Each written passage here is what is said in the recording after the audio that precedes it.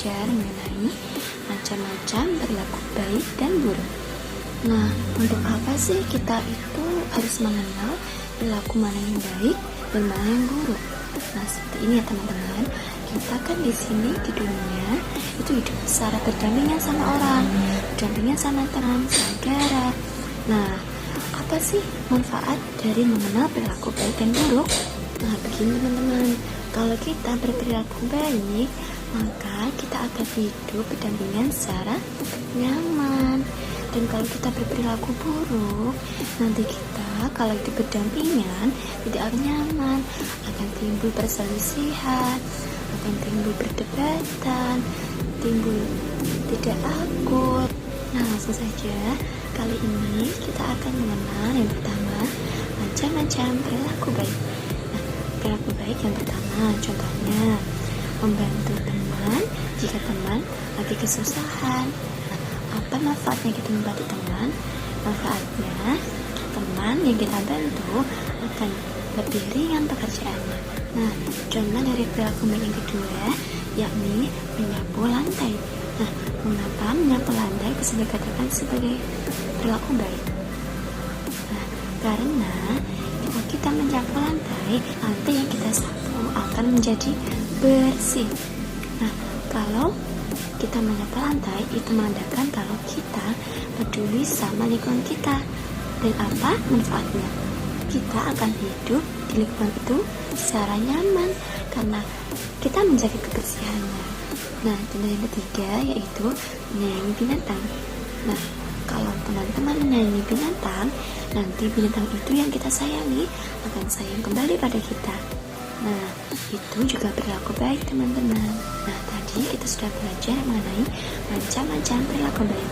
Sekarang kita akan belajar mengenai macam-macam perilaku buruk. Nah, teman-teman, perilaku buruk harus dihindari ya. Karena kalau kita berperilaku buruk, akan berdampak buruk pada lingkungan kita, akan menimbulkan tidak baik di lingkungan kita. Seperti itu ya. Kemudian, contoh-contoh dari perilaku buruk itu yang pertama, berbicara secara berteriak.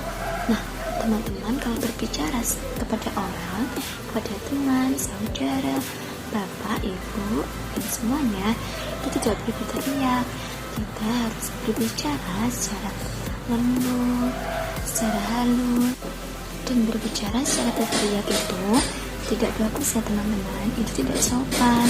Nah, kita harus menjaga kesopanan kita kepada orang lain ya. Kemudian contoh perilaku buruk yang kedua yaitu menjahili teman. Nah, teman-teman kalau sama temannya jangan suka menjahili ya.